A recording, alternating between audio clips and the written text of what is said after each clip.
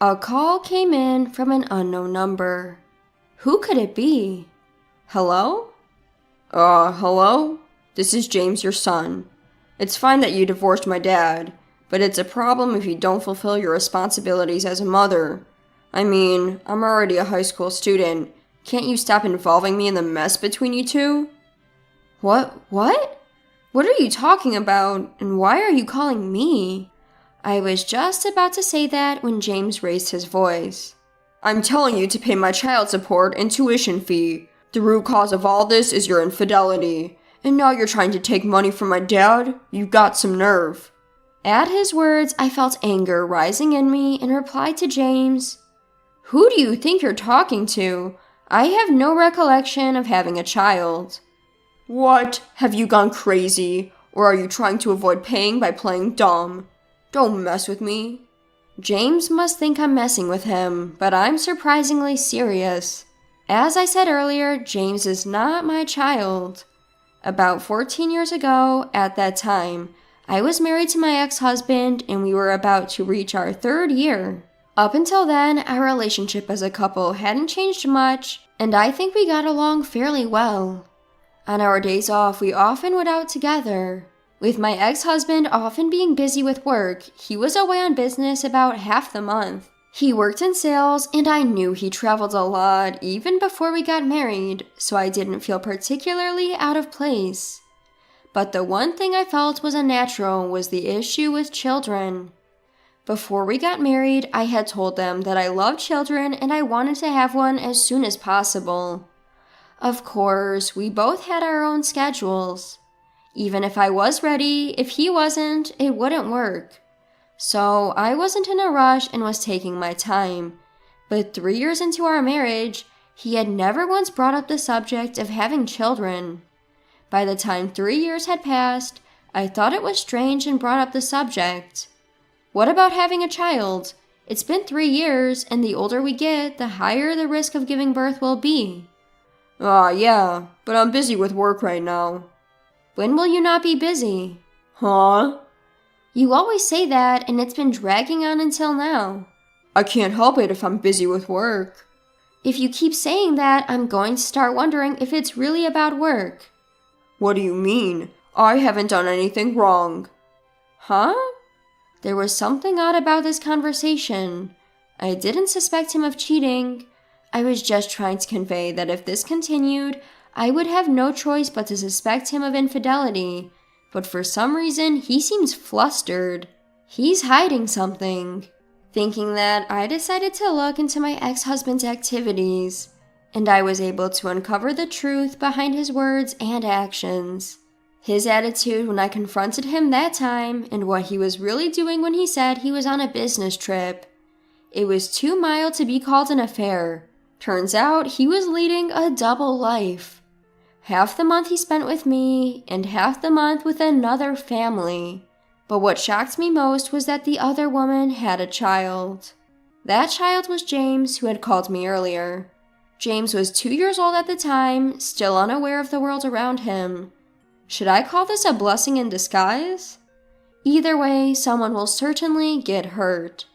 So I decided to speak to the other woman in the following days. Perhaps she had heard from my ex-husband. She seemed to recognize me right away. My first impression of her wasn't very pleasant. In a tense atmosphere, I quickly got to the point.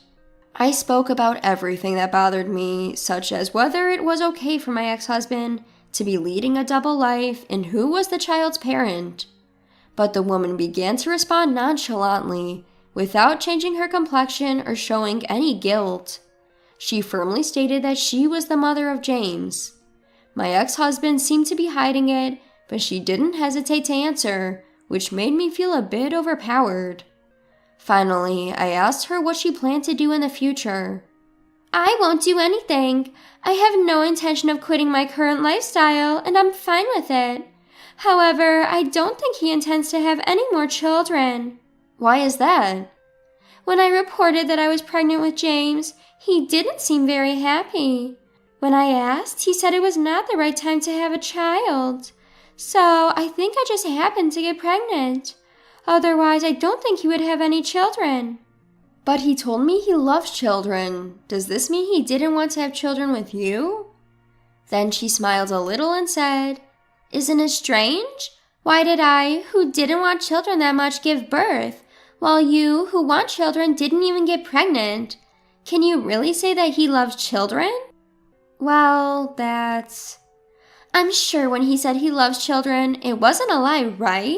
Maybe he thought that if he agreed with you about loving children, it would make him more attractive. Maybe he just used it as an excuse to flirt with you. No way. I really wanted to argue back, but I couldn't. Somehow, I felt like my conviction had been shaken. Besides, it seemed that my ex-husband was actually considering the child situation, which didn't appear to be the case before. Considering all this, I began to think that what the mistress was saying might be true. Seeing the woman's confident expression, I couldn't help but feel miserable. A few days later, I filed a divorce petition to the court and conveyed my intention to demand a division of property. He probably heard about me from the mistress. My husband accepted everything without asking me any questions, including our divorce and my claim. In the end, I wondered why this man had married me. That was the only thing I was curious about till the very end. On the day I packed up and left our home, I asked my ex-husband why he married me. I'm not sure. I don't really understand it myself. Oh, I wonder why we got married. We got married without knowing why. We should have never got married in the first place. You're absolutely right. If that had been the case, you wouldn't have a divorce on your record. But there's no helping it. You chose to marry me because you loved me, didn't you, Susan? So, we just made a wrong choice in life. Let's lead a better life from now on. Thank you for everything. Thank you too. I'll pray not to choose someone like you in the next life. And so, we got divorced. I became single, and seeking a fresh start, I changed jobs and moved out of my home state. Engaging with everything with a brand new mindset was, I believe, a particularly good experience for me. Once in a while, I would receive administrative messages from my ex-husband, but we never shared updates about our lives. I suppose we weren't interested. He had his life, and I had my new one beginning.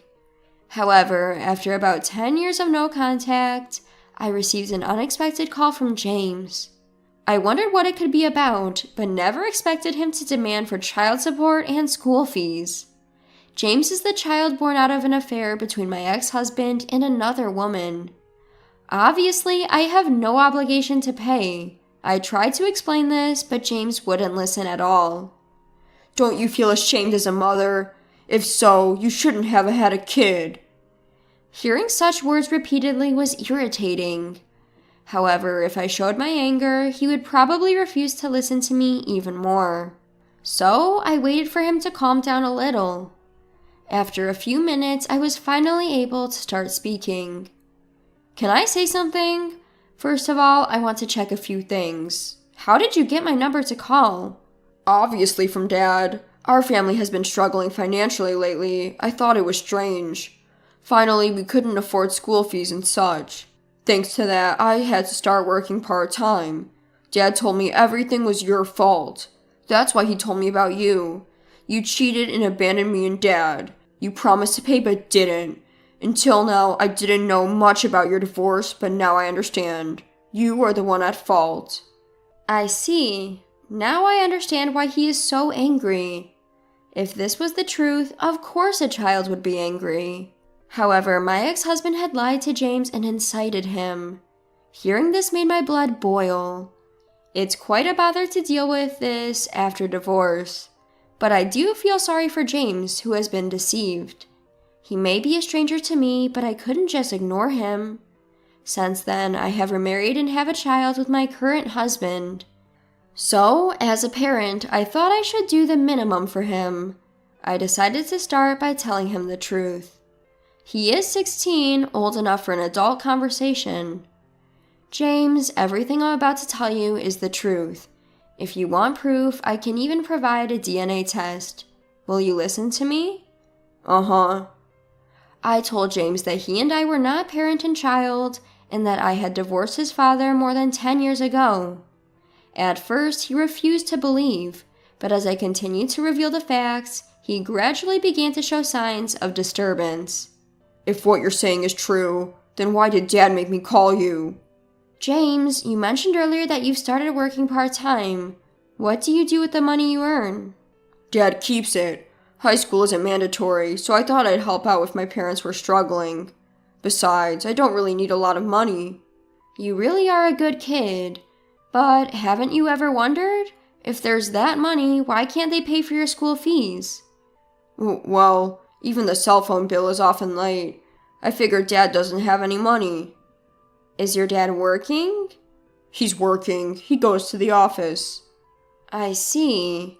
I have a bad feeling. Could it be that my ex-husband is dipping into James's money? With that thought, I decided to investigate my ex-husband. James, can you give me about 3 weeks? Huh? Oh, sure, that's fine. And keep the contents from our call today a secret for your dad, okay? Got it. And so I began my investigation of my ex-husband.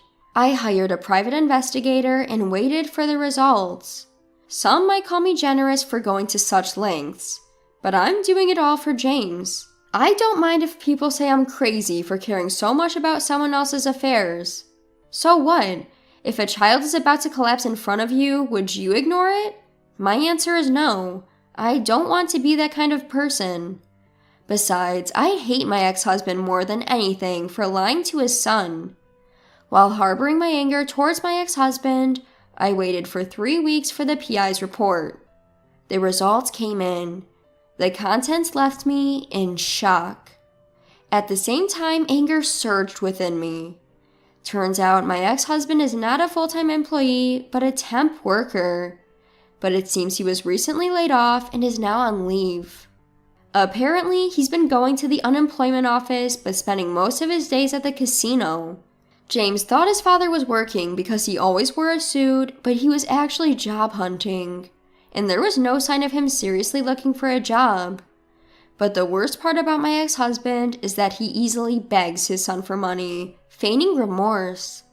That's why James, seeing his dad like that, felt sorry and gave him all his part-time earnings. But in reality, that money was just spent on my ex-husband's casino games and leisure. This is absolutely unacceptable. First, I need to sort out James's life. With that thought, I called my ex-husband's mother. It was fortunate that I hadn't deleted her number. Hello? Oh, Susan! What's up? It's been quite a while.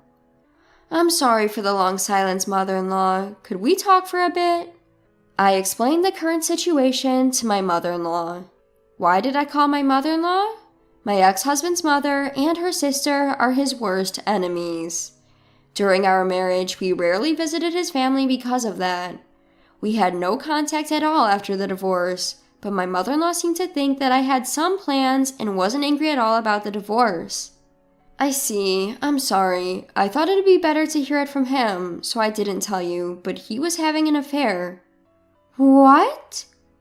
Hearing this, my mother-in-law's tone of voice dropped. When I told her all the facts, I could hear her anger on the other side of the phone. Oh, I see. It all makes sense now.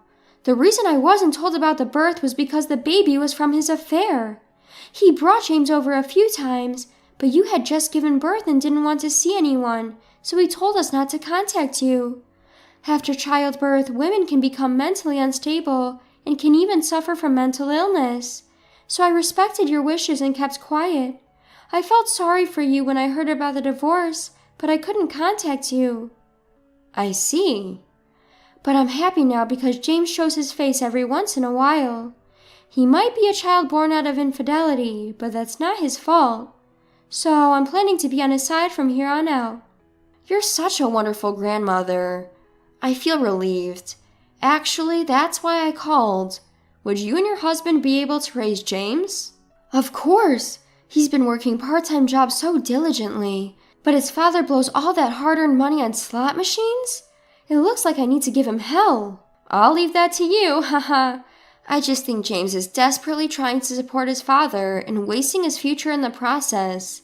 So I really want him to have a carefree life living with you and your husband. With my mother-in-law determined to raise James, his situation seems resolved. Now it's just about dealing with my ex-husband. I decided to contact him and arrange a meeting for another day. I was still furious about being lied to. When the appointed time came, I met my ex-husband in a coffee shop. His appearance had become ragged compared to before. Didn't expect to hear from you. You've aged, ha ha ha.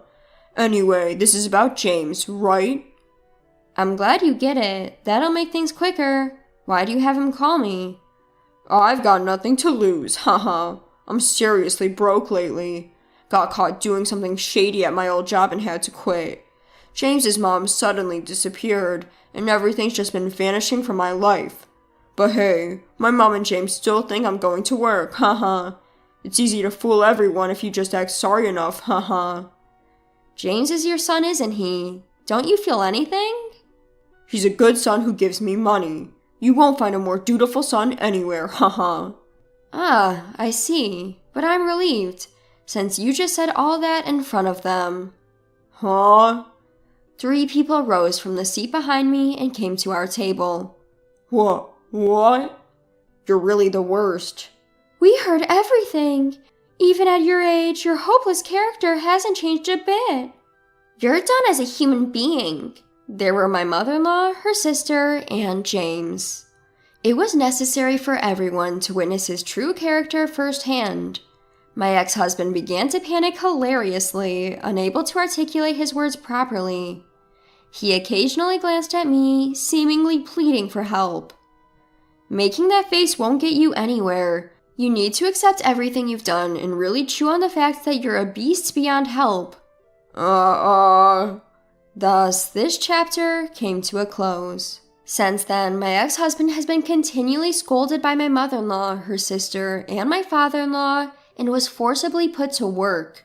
His job is manual labor, a recommendation from my father-in-law, who said it would help reform his character. Moreover, his salary is deducted as child support, a condition my father-in-law apparently arranged with the company. The money goes to my in-laws, who use it for James's tuition and various school expenses. Meanwhile, James is living with my in-laws. He's completely disgusted with his biological father and has been treating his grandparents kindly. He's such a sweet boy, through and through. Whether the actions I took were right or not, I still don't know. But surely, things are better than before for them. From the bottom of my heart, I wish for James to find happiness. Just as my mother-in-law stated, there are no sins in a child.